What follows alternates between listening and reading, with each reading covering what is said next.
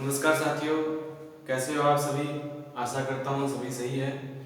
और मैं ये भी आशा कर रहा हूँ कि पीछे की जितने भी क्लासेस हुई है वो आप कंटिन्यू पढ़ रहे हो उनको। तो कंटिन्यू आप पढ़ते रहना, कंटिन्यू आप पढ़ोगे तभी आपके समझ में आएगा। बीच बीच में अगर आप पढ़ोगे तो समझ में नहीं आएगा। और पीछे हमने मेमोरी की क्लास चलाई थी। कंप्यूटर में जो इम्पोर्टेंट टॉपिक है इसमें से क्वेश्चन आते हैं दोस्तों, डेफिनेटली क्वेश्चन आते हैं। वो हम उन्हीं क्वेश्चनों को पढ़ेंगे जो एग्जाम में आने वाले हैं। तो हमने मेमोरी टॉपिक पढ़ा था। कौन सा टॉपिक चल रहा है? मेमोरी टॉपिक चल रहा है।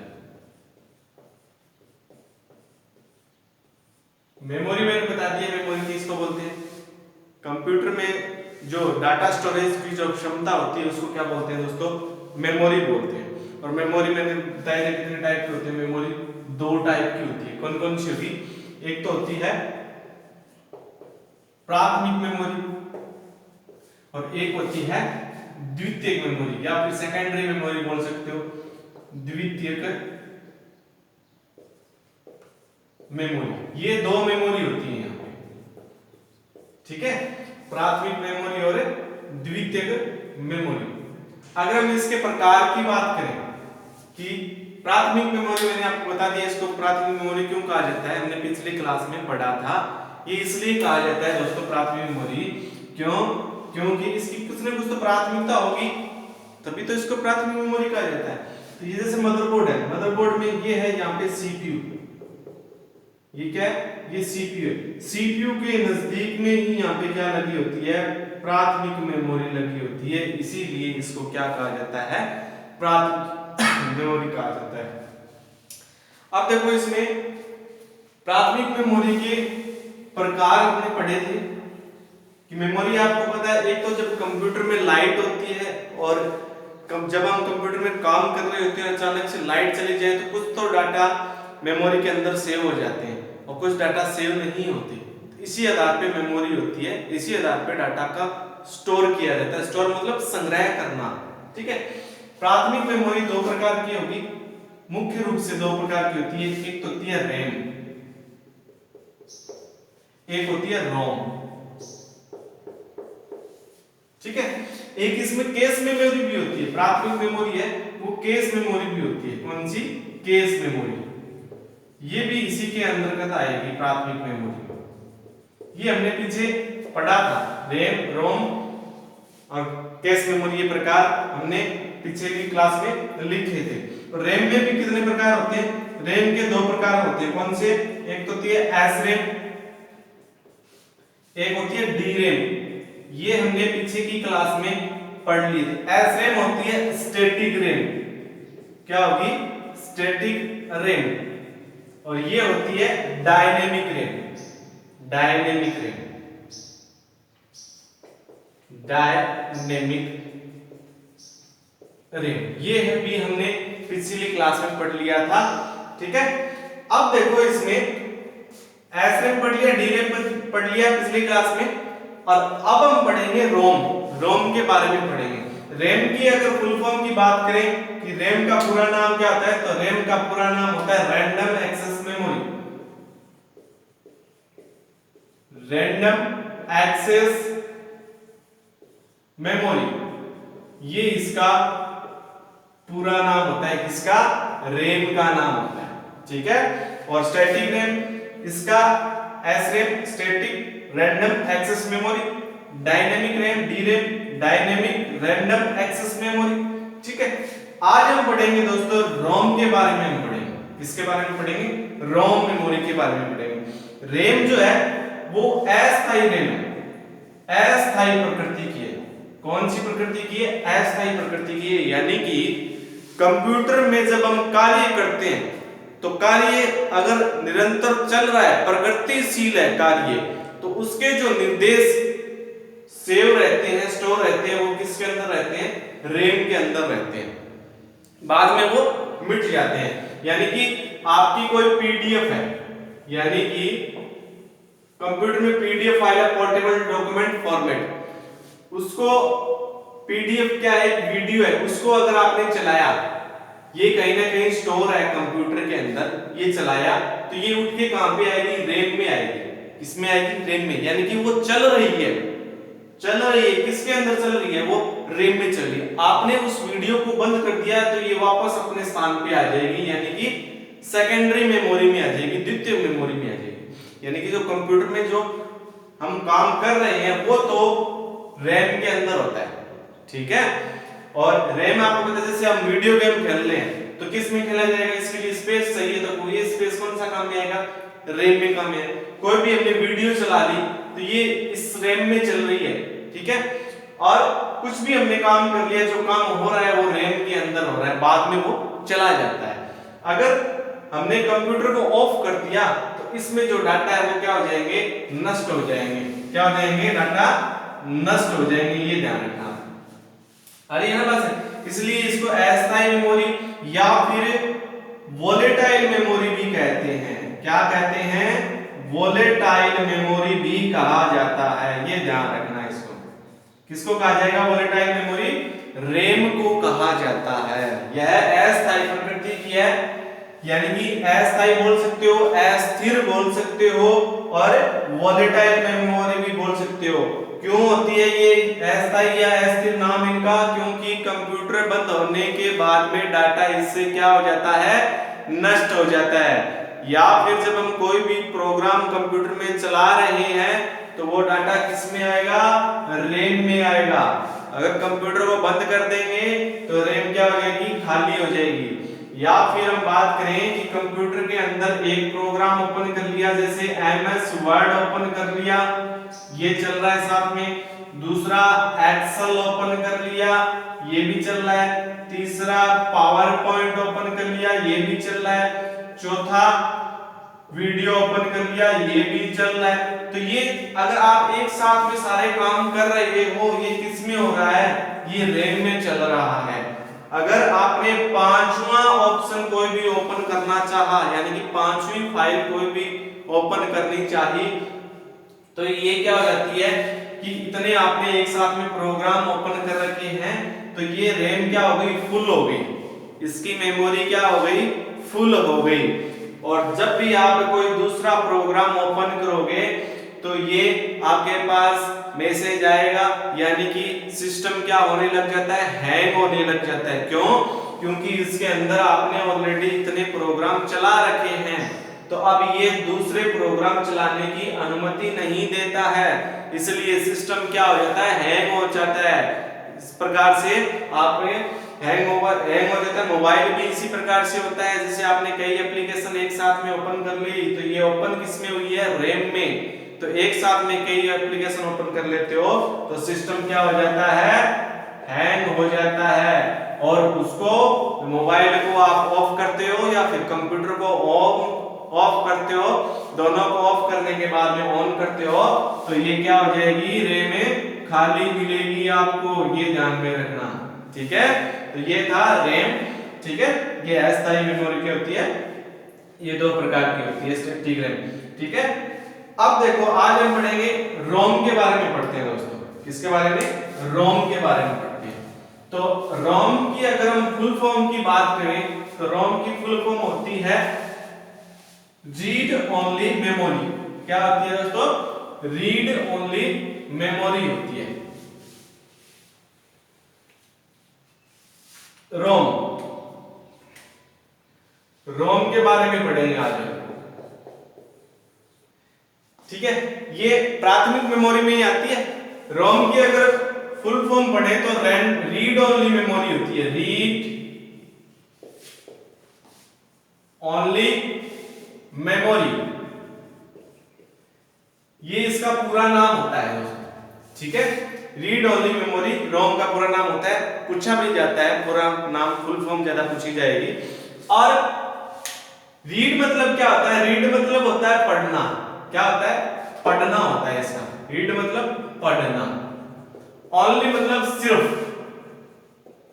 और मेमोरी में जो डाटा सेव है, जो डाटा सेव है मेमोरी के अंदर, यानी कि इस मेमोरी को सिर्फ हम पढ़ सकते हैं, इसमें कुछ परिवर्तन नहीं कर सकते। मान लो इसमें कुछ डाटा है, सेव है, उसको हमने क्या कर लिया, ओपन कर लिया, ये पढ़ना हो गया ना, लेकिन उसमें हम कुछ चेंज नहीं कर सकते, ठीक है।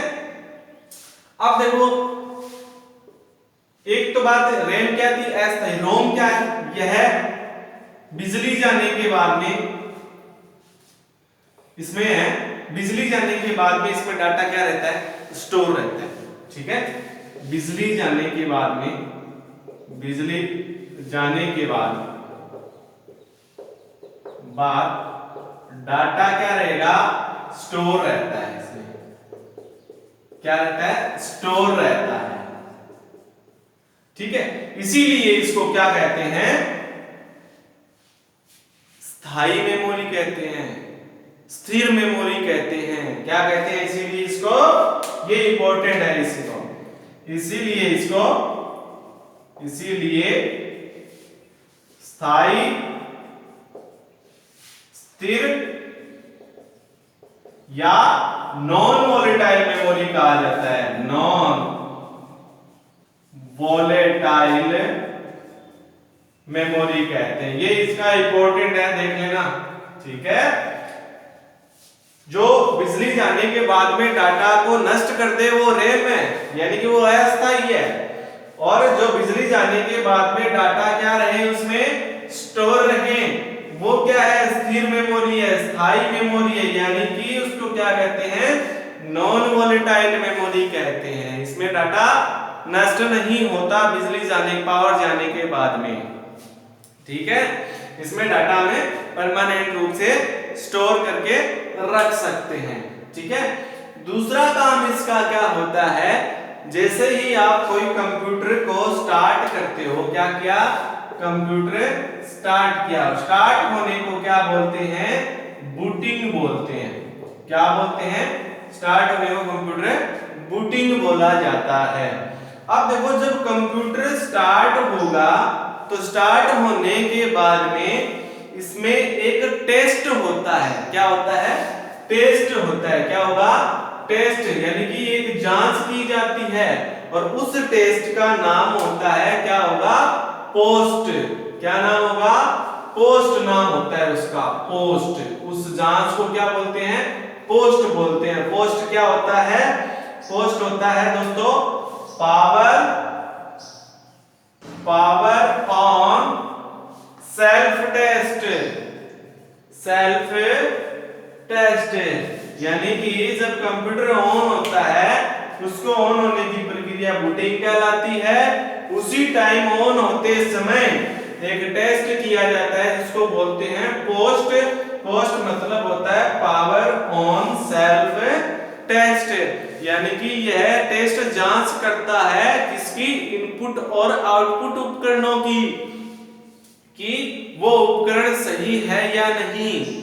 मतलब कंप्यूटर ऑन हो गया, उसमें ये टेस्ट होता है पावर ऑन सेल्फ टेस्ट। इसमें क्या होता है, यह टेस्ट जांच करता है कि कंप्यूटर के आउटपुट और इनपुट उपकरण सही है या नहीं। अगर नहीं है तो आपके पास मैसेज आ जाएगा। जैसे कोई भी कीबोर्ड काम नहीं कर रहा होता है तो आपकी स्क्रीन पर मैसेज आ जाता है। यह है पावर ऑन सेल्फ टेस्ट, यानी कि पोस्ट टेस्ट है। ये किस में रहता है, यह रहता है रोम में रहता है। किस में रहेगा, रोम में होता है।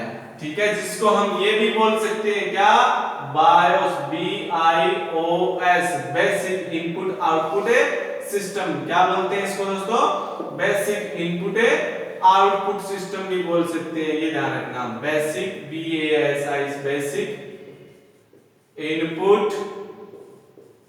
आउटपुट सिस्टम, यानी कि कंप्यूटर सिस्टम की जो बेसिक इनपुट है उपकरण है और आउटपुट उपकरण है, उनको चेक करता है कौन, पोस्ट।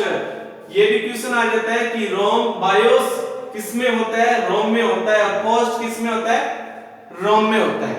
ठीक है, तो ये थी रोम। रोम के प्रकार हम पढ़ेंगे। रोम 3 प्रकार की होती है मुख्य रूप से। ये आया समझ में कि रोम को हम बोलते हैं स्थिर, स्थायी या फिर नॉन वोलेटाइल मेमोरी बोल सकते हैं। और इसका जो पूरा नाम होता है रीड ओनली मेमोरी होती है, यानी कि इसमें सिर्फ डाटा को पढ़ा जा सकता है। क्या किया जा सकता है, इसमें सिर्फ डाटा को पढ़ा जा सकता है, चेंज नहीं किया जा सकता, परिवर्तन नहीं कर सकते हम इसमें। और बिजली जाने के बाद में डाटा इसमें रहता है, यानी कि आप कंप्यूटर में काम कर रहे हो, अचानक बिजली चली जाए तो इसमें डाटा क्या नहीं होगा, नष्ट नहीं होगा, इसीलिए इसको स्थिर स्थायी नॉन वोलेटाइल मेमोरी कहा जाता है। और इस रोम में क्या होता है, एक पावर ऑन सेल्फ टेस्ट होता है जिसको बोलते हैं POST power on self test. ये है बेसिक इनपुट आउटपुट सिस्टम की जांच करता है कि जो जितने भी इनपुट उपकरण हैं, जितने भी आउटपुट उपकरण हैं वो सही है या नहीं, इसलिए इसको हम भी बोल सकते हैं बायोस भी बोल सकते हैं। ये बायोस किस में होता है, रोम में होता है। ये पोस्ट किस में होता है, ये भी पोस्ट रोम में होता है। अब रोम के प्रकार हम पढ़ेंगे। रोम मुख्य रूप से 3 प्रकार की होती है। देखो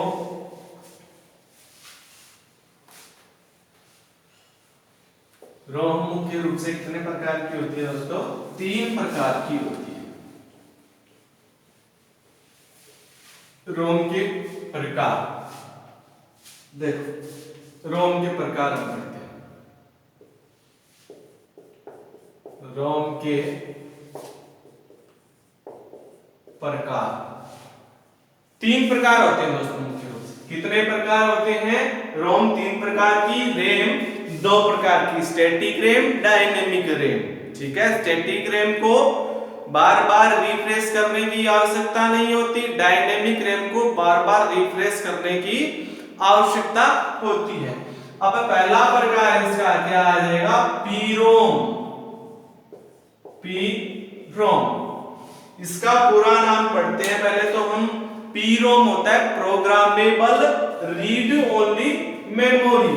प्रोग्रामेबल हिंदी में मैं लिख देता हूं, कोई दिक्कत नहीं आनी चाहिए। Programmable read only memory. ठीक है, ये इसका पूरा नाम है। फुल फॉर्म आपको जरूर याद रखनी है। ठीक है, प्रोग्रामेबल रीड ओनली मेमोरी। इसमें क्या होता है, कोई भी प्रोग्राम, प्रोग्रामेबल मतलब कोई भी प्रोग्राम सिर्फ एक बार पढ़ सकते हैं। रीड मतलब है पढ़ना। इसमें क्या होगा, कोई भी प्रोग्राम है उसको हम कितनी बार पढ़ सकते हैं, एक बार पढ़ सकते हैं। ठीक है, क्या कर सकते हैं इसमें, प्रोग्रामेबल रीड ओनली मेमोरी। इसमें सिर्फ प्रोग्राम है वो एक बार लिख सकते हैं लेकिन बार बार पढ़ा जा सकता है। इसमें क्या होगा, दोबारा से बताता हूं कि प्रोग्रामेबल मतलब कोई भी प्रोग्राम, रीड मतलब रीड, ओनली मतलब ओनली, सिर्फ मेमोरी। मेमोरी में जो डाटा सेव है उसको सिर्फ एक बार लिख सकते हैं लेकिन बार बार उसको पढ़ सकते हैं। ठीक है, इसको मिटा नहीं सकते हम, पीरोम को मिटाया नहीं जाएगा। ठीक है, क्या होगा इसमें, एक बार डाटा लिखा जाएगा, एक बार डाटा लिख सकते हैं, लिख सकते हैं, परंतु बार बार पढ़ सकते हैं, बार बार पढ़ सकते हैं। ये इसमें होता है सिस्टम। यानी कि इसमें मेमोरी में एक बार डाटा सेव हो गया तो उसको हमें बार बार पढ़ सकते हैं, उसको लिख नहीं सकते दोबारा उसमें। ठीक है, और इसमें क्या होता है, ये नष्ट नहीं होते इसमें से डाटा। अगला इसका प्रकार आता है पीरोम, ईपीरोम, ईपीरोम, ईपीरोम। ईपीरोम का पूरा नाम क्या होता है, देखो इसको हमें इसमें से डाटा डिलीट नहीं कर सकते, इसमें से हम हटा सकते हैं, उसको मिटा सकते हैं डाटा को। ईपीरोम का पूरा नाम पढ़ लेते हैं पहले तो। ईपीरोम का पूरा नाम होता है erasable programmable read only memory. Erasable, erase मतलब मिटाना, इसमें से डाटा को मिटा सकते हैं। इरेजेबल, इरेजेबल प्रोग्रामेबल, आगे वही आ जाएगा programmable read only memory, read only memory.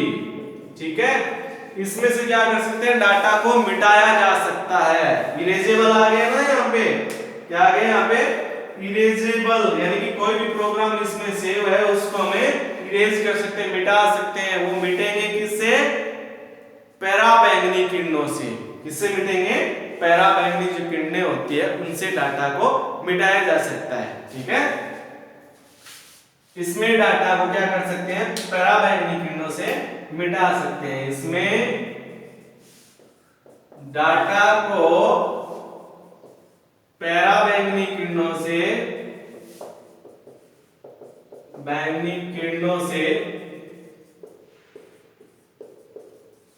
क्या कर सकते हैं, मिटा सकते हैं।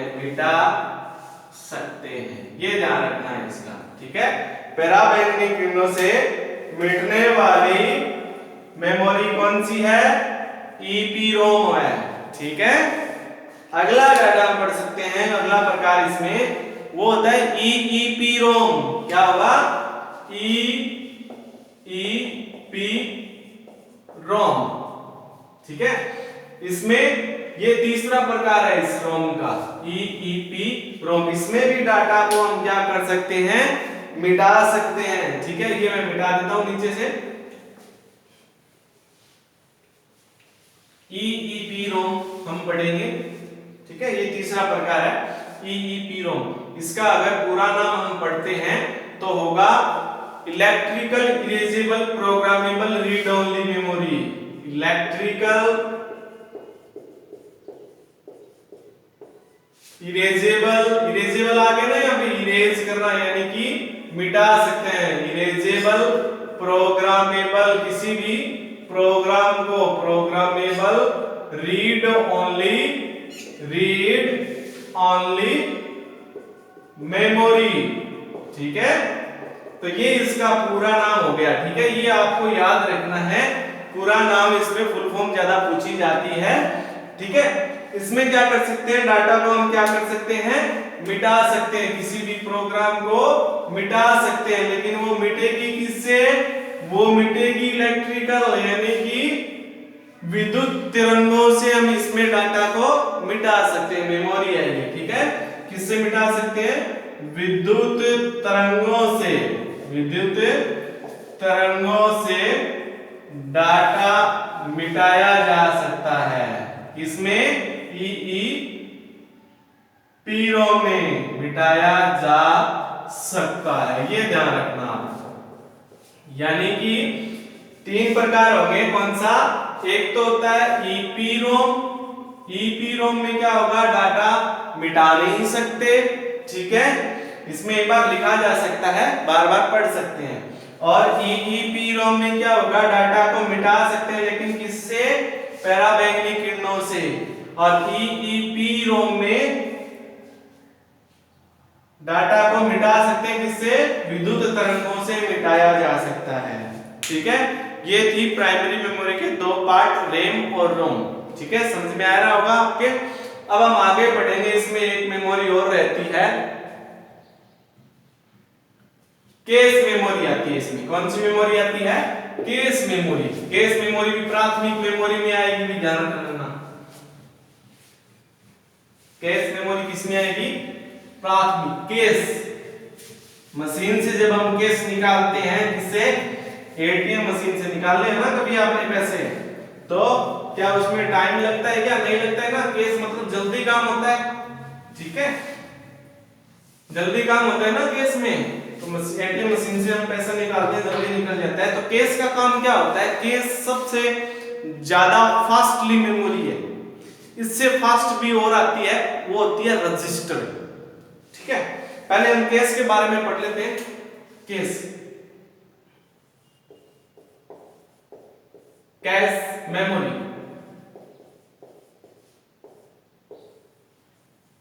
ठीक है, ये जो मेमोरी है, पहले मैं बता देता हूं, ये प्राथमिक मेमोरी है। ठीक है, कौन सी मेमोरी है, प्राथमिक मेमोरी है। रैम के अंतर्गत ही आती है, रैम जैसी ही है, लेकिन रैम से क्या है, ये फास्ट है, तेज है। क्यों है ये फास्ट, ये मैं बता देता हूं। जैसे ये मदरबोर्ड है, यहां पे तो क्या हो गया, ये सीपीयू हो गया, और यहां पे क्या हो गया, ये सीपीयू, ये क्या होगी, केस मेमोरी। केस मेमोरी ये होगी। और यहां पे मैंने आपको बताई थी, यहां पे होती है प्राथमिक मेमोरी। तो सीपीयू के नजदीक में ज्यादा कौन है, केस मेमोरी। तो डाटा जब सीपीयू को जब जरूरत पड़ेगी तो सबसे फास्टली, सबसे तेजी से डाटा ये मेमोरी देगी या फिर ये मेमोरी देगी? केस मेमोरी देगी ना। तो केस मेमोरी की स्पीड क्या होती है? फास्ट होती है। यानी कि सीपीयू को जब बार बार किसी भी इंफॉर्मेशन की या फिर निर्देश की जरूरत पड़ती है या फिर डाटा की जरूरत पड़ती है तो सबसे स्पीडली डाटा को कौन देता है? केस मेमोरी सीपीयू को उपलब्ध करवाता है। आगे ना मेरे पास समझे? तो केस मेमोरी क्या होती है? केस मेमोरी जैसे ये यहाँ पे रैम होगी ना, प्राथमिक मेमोरी रैम होगी, रैम के बीच में केस होगी, केस के आगे सीपीयू। तो सीपीयू के नजदीक में सबसे मेमोरी कौन सी है? केस मेमोरी है। और क्या होती है ये प्रोसेसिंग की स्पीड को बढ़ाने में मदद करती है। किसकी स्पीड को? प्रोसेसिंग की स्पीड को बढ़ाने में मदद कौन करेगी? केस मेमोरी करेगी। कौन सी मेमोरी करेगी? केस मेमोरी प्रोसेसिंग की स्पीड को बढ़ाने में मदद करती है। मतलब सीपीयू का काम क्या है? प्रोसेस करना है। हमने कोई भी काम दिया कंप्यूटर को, उसका पूरा कौन करेगा? उसको प्रोसेस कौन करेगा? सीपीयू करेगा। यानी कि कोई भी काम हम कर रहे हैं कंप्यूटर में, प्रोसेसिंग में सीपीयू कर रहा है, इसकी स्पीड कौन बढ़ाएगा? केस मेमोरी बढ़ाएगा। कैसे बढ़ाएगा? कि जब सीपीयू को बार बार कोई भी डाटा की जरूरत पड़ती है तो उसको सबसे तेजी से उपलब्ध करवाती है कौन? केस मेमोरी उपलब्ध करवाती है। इसीलिए सीपीयू जो भी काम करता है उसकी स्पीड बढ़ाने में केस मेमोरी का हाथ होता है। ठीक है, इसे क्या कहते हैं? इसे सीपीयू की मेमोरी भी कहते हैं। क्या कहते हैं? सीपीयू की मेमोरी भी कहा जाता है। ये ध्यान रखना, सीपीयू की मेमोरी भी कहा जाता है। किसे कहा जाएगा? केस मेमोरी की। ये पर्सन आया हुआ है। सीपीयू की मेमोरी किसे कहा जाता है? केस मेमोरी को कहा जाता है। ये ध्यान में रख लेना। ठीक है, और यह रैम की तरह अस्थायी है। किसकी तरह? रैम की तरह। रैम की तरह क्या है? ये अस्थायी है। मतलब प्राथमिक मेमोरी है। प्राथमिक मेमोरी में मैंने यहां पे बताया रैम अस्थायी मेमोरी है। यानी कि बिजली चले जाने के बाद में रैम में डाटा क्या हो जाता है? नष्ट हो जाता है। उसी प्रकार से केस में भी जब बिजली चली जाती है, केस मेमोरी में जब कंप्यूटर में बिजली जाती है तो केस मेमोरी में भी डाटा क्या हो जाता है? नष्ट हो जाता है। ये ध्यान रखना। ठीक है, रैम में भी क्या हो जाता है? नष्ट हो जाता है। तो ये रैम की तरह ही है केस मेमोरी, लेकिन रैम से फास्ट है। क्या ये? रैम से फास्ट मेमोरी है। रैम से फास्ट है, फास्ट मेमोरी। ठीक है, रैम से फास्ट मेमोरी केस मेमोरी। ठीक है, केस मेमोरी क्या काम में आती है? केस मेमोरी प्रोसेसिंग की स्पीड को बढ़ाने के काम में आती है। यानी कि सीपीयू को जब भी किसी भी प्रकार की डाटा की जरूरत पड़ती है, निर्देश की जरूरत पड़ती है, सबसे स्पीडली उसे कौन प्रोवाइड करवाता है? केस मेमोरी ही प्रोवाइड करवाती है। सीपीयू को बार बार जब डाटा की जरूरत पड़ती है, यानी कि सीपीयू को बार बार डाटा की जरूरत पड़ती है तब केस मेमोरी डाटा उपलब्ध करवाती है। डाटा तेजी से उपलब्ध करवाती है। तेजी से उपलब्ध कराती है। आगे का बात समझ रहे? ठीक है, अब जो मेमोरी की जो स्पीड है ना वो इस प्रकार से नापी जाती है। मेमोरी की स्पीड, मेमोरी की स्पीड कैसे होगी? सबसे ऊपर होती है रजिस्टर, फिर आती है केस मेमोरी और फिर आती है रैम। ठीक है, तो सबसे फास्ट जो मेमोरी होती है वो रजिस्टर होती है। ठीक है, ये रजिस्टर सीपीयू के अंदर ही मेमोरी होती है। सीपीयू के अंदर ही होती है रजिस्टर की मेमोरी, इसलिए वो सबसे तेज होती है। और सीपीयू के थोड़े से साइड में केस मेमोरी होती है, वो उससे थोड़ी सी कम तेज होती है। और कैश मेमोरी के पास में प्राथमिक मेमोरी रैम वगैरह होती है वो उससे कम होती है, ठीक है। लेकिन तेज तो है ये रैम, लेकिन उससे भी तेज कैश है, उससे भी तेज क्या है, रजिस्टर है। क्यों? क्योंकि ये सीपीयू के अंदर ही होती है और प्रोसेसिंग कौन करता है, सीपीयू करता है, ठीक है, इसलिए वो सबसे तेज मेमोरी है। आगे बात समझे, ये था रोम के बारे में हमने पढ़ा। रोम के बारे में क्या, कैश मेमोरी के बारे में हमने पढ़ लिया, रैम पढ़ ली, रोम पढ़ ली, कैश मेमोरी पढ़ ली। अब हम पढ़ेंगे इसमें सेकेंडरी मेमोरी, ठीक है। प्राथमिक मेमोरी पूरी होगी, सेकेंडरी मेमोरी हम पढ़ते हैं इसमें। देखो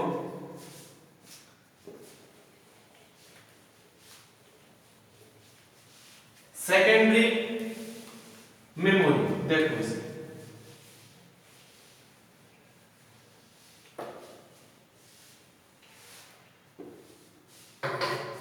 कौन सा टॉपिक, मेमोरी का दूसरा टॉपिक है सेकेंडरी मेमोरी। सेकेंडरी मेमोरी ये पढ़ती है, ठीक है। पहले तो प्राथमिक मेमोरी थी वो अस्थायी थी, ये तो आपको पता है। अब डाटा को जो हमेशा परमानेंट सुरक्षित रखना है तब हम सेकेंडरी मेमोरी का यूज में लेते हैं। उसमें से क्या है, डाटा नष्ट हो जाता था, ठीक है, वो छोटी मेमोरी साइज की आती थी, ठीक है। लेकिन ये बड़ी साइज में आती है, डाटा को बड़ी मात्रा में स्टोर करके रख सकते हैं, स्थायी रूप से डाटा को स्टोर करके रख सकते हैं, बिजली जाने के बाद में डाटा नष्ट नहीं होता। वो कौन सी मेमोरी है, वो सेकेंडरी मेमोरी है। सेकेंडरी मेमोरी को हम क्या बोल सकते हैं, द्वितीयक मेमोरी भी बोल सकते हैं। इसके नाम कौन से होते हैं, द्वितीय मेमोरी, द्वितीयक मेमोरी और सहायक मेमोरी, सहायक मेमोरी, ठीक है। और एक्सटर्नल मेमोरी, इंटरनल कंप्यूटर के अंदर, इंटरनल कौन सी होगी, रैम और रोम होगी, और एक्सटर्नल मतलब बाहर की मेमोरी, ठीक है। जैसे मोबाइल में होता है ना, इंटरनल मोबाइल की memory, external SD card memory card की मेमोरी, उसी प्रकार से कंप्यूटर में भी इंटरनल और एक्सटर्नल दोनों होती है। इंटरनल अंदर की मेमोरी जो हमने पढ़ ली, अब पढ़ेंगे एक्सटर्नल यानी कि बाहर की मेमोरी, ठीक है। एक्सटर्नल, एक्सटर्नल मेमोरी ये इसके नाम होते हैं, किसके, सेकेंडरी मेमोरी के नाम होते हैं, द्वितीयक मेमोरी, सहायक मेमोरी और एक्सटर्नल मेमोरी, ठीक है। अब क्या होता है कि कंप्यूटर में परमानेंट रूप से मेमोरी को स्टोर करना होता है तब बाह्य मेमोरी की जरूरत, बाह्य मेमोरी भी बोल सकते हैं इसको, क्या बोल सकते हैं, इंटरनल एक्सटर्नल क्या होती है, बाह्य मेमोरी बोलते हैं इसको, बाह्य मेमोरी की जरूरत होती है। जिस प्रकार से DVD, CD, hard disk, floppy disk, pen drive, ये क्या अलग से लगाते हैं ना कंप्यूटर के अंदर, वो तो रैम और रोम तो उसमें आती है, जब कंप्यूटर को खरीदते हैं वो उसी में आती है, इनको हमें खरीद के लगानी पड़ती है, ठीक है। जैसे यानी कि इसमें बता दूं, कंप्यूटर में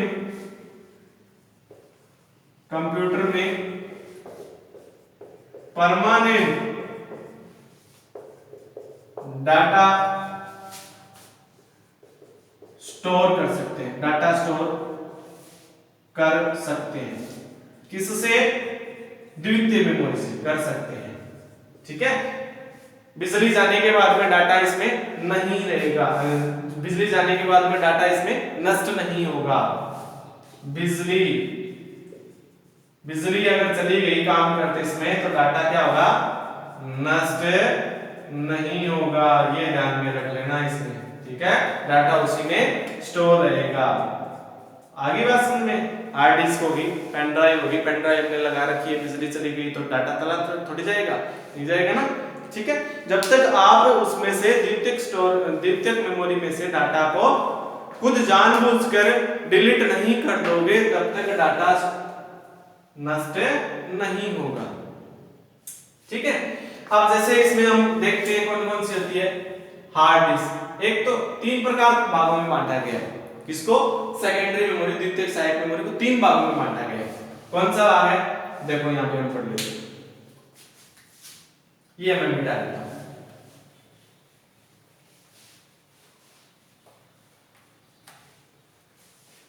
सेकेंडरी मेमोरी को 3 भागों में बांटा गया। कौन कौन से? एक तो भाग गया मैग्नेटिक टेप, मैग्नेटिक टेप एक भाग। दूसरा ऑप्टिकल, ऑप्टिकल प्रकाशीय होता है, प्रकाश। और तीसरा कौन सा हो गया इसका? इलेक्ट्रॉनिक। तीसरा इलेक्ट्रॉनिक।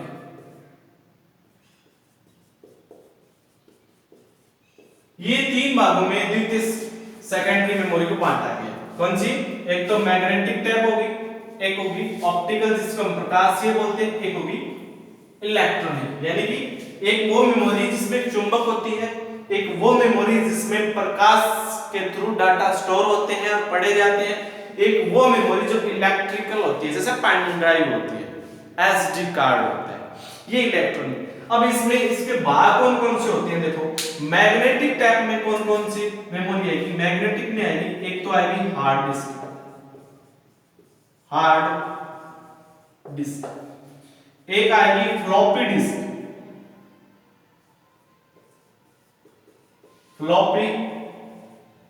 डिस्क, हिंदी में भी लिख देता हूं फ्लॉपी डिस्क। ये तो किसमें आ गई? ये मैग्नेटिक में आ गई, यानी कि इसमें चुंबक होती है, चुंबक के द्वारा डाटा स्टोर होता है, चुंबक से इसमें डाटा को पढ़ा जाता है, चुंबक से इसमें डाटा को डाला जाता है। ऑप्टिकल प्रकाशीय, यानी कि प्रकाश के द्वारा डाटा को पढ़ा जाता है, डाटा को लिखा जाता है।